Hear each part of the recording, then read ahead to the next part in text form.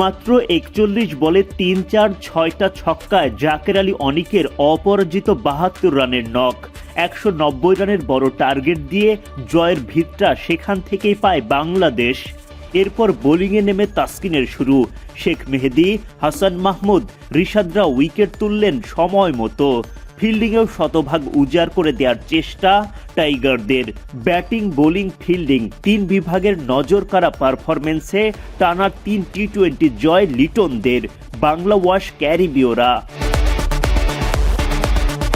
জাকেরের দুর্দান্ত ব্যাটিংয়ের পর বোলিংয়ে নামে বাংলাদেশ।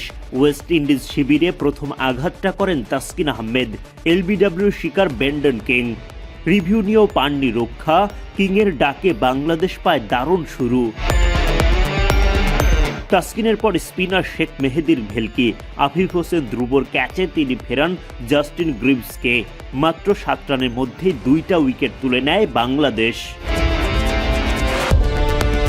শেখ মেহেদী ফের আঘাত হানেন ক্যারিবীয় দুর্গে। এবার তিনি বোল্ড করেন নিকোলাস পুরানকে। সেই রেশ কাটতে না কাটতেই দারুণ একটা ক্যাচ শেখ মেহেদীর। হাসান মাহমুদের বলে বিদায় ঘণ্টা বাজে রস্টন চেইসের।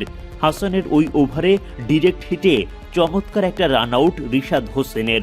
জনসন চার্লসের বিদায়ে পঞ্চম উইকেট হারায় ওয়েস্ট ইন্ডিজ। উঠতে থাকে বাংলাদেশ।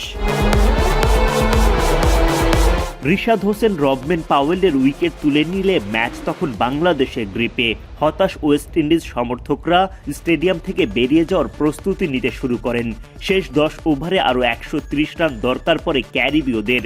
বাকি ব্যাটাররা প্রাণপণ চেষ্টা চালান, তবে বাংলাদেশি বোলারদের দাপটে তারা আর ঘুরে দাঁড়াতে পারেননি। দুর্দান্ত জয় তুলে নেয় লিটন বাহিনী। ক্যারিবীয়দের বিপক্ষে মেলে হোয়াইট ওয়াশের মধুর স্বাদ। ক্যারিবীয়দের হোয়াইট ওয়াশ করার লক্ষ্য নিয়ে শুক্রবার ভোরে মাঠে নামে বাংলাদেশ। এবার টস জিতে আগে ব্যাটিংয়ের সিদ্ধান্ত নেন অধিনায়ক লিটন দাস। সৌম্য সরকার চোটের কারণে একাদশের বাইরে। পারভেজ ইমনকে সাথে নিয়ে ইনিংস শুরু করেন লিটন। সুযোগ পেয়েই দুর্দান্ত ব্যাটিং করতে থাকেন ইমন। একের পর এক বাউন্ডারি আসতে থাকে তার ব্যাট থেকে।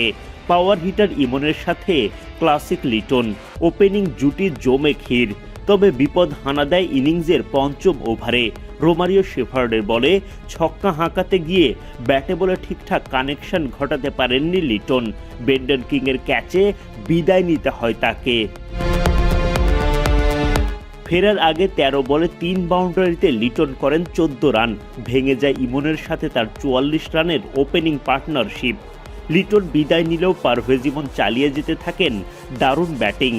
তার হাঁকানো ছক্কাতেই দলীয় ৫০ পার করে বাংলাদেশ। ছক্কা হাঁকানোর পরের বলে আবারও পাওয়ার হিটিংয়ের চেষ্টা ইমনের। এই দফায় আর বাউন্ডারি পার করতে পারেননি। ধরা পড়েন জাস্টিন গ্রিভসের হাতে। দুর্দান্ত ড্রাইভে চোখ ধাঁধানো ক্যাচ দেন গ্রিভস। হতাশ হয়ে বিদায় নেন ইমন। ২১ বল থেকে তিনি করেন ৩৯ রান। ১৮৫ স্ট্রাইক রেটের ইনিংসে ৪টা ৪-এর সাথে ২টা ছক্কা আসে তার ব্যাট থেকে। উইকেটে এসে ছক্কা দিয়ে ইতিবাচক বার্তা দেন আরেক বাঁহাতি তানজিদ তামিম। তবে দুর্ভাগ্যজনক একটা আউটে বেশি দূর যেতে পারেননি তিনি। ৩ উইকেট হারানোর পর জুটি বাঁধেন জাকের আলী অনিক ও মেহেদী হাসান মিরাজ। ১০ ওভার শেষে ৭৬ রান করতে পারে বাংলাদেশ। রানের গতি বাড়ানোর লক্ষ্যে বাউন্ডারির পসরা সাজান মিরাজ।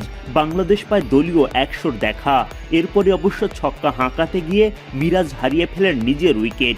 ফেরার আগে ২৩ বল থেকে ২৯ রান করেন তিনি। শামীম পাটোয়ারির সাথে জুটি গড়ে তোলেন জাকের আলী অনিক। চমৎকার স্পোর্টসম্যানশিপ দেখান তারা। জাকেরের হাঁকানো শটে ক্যাচ নিতে গিয়ে আঘাত পান ওবেদ ম্যাকয়। মাটিতে লুটিয়ে পড়েন তিনি। এ সময় দৌড়ে ২ রান সম্পন্ন করেন জাকের ও শামীম।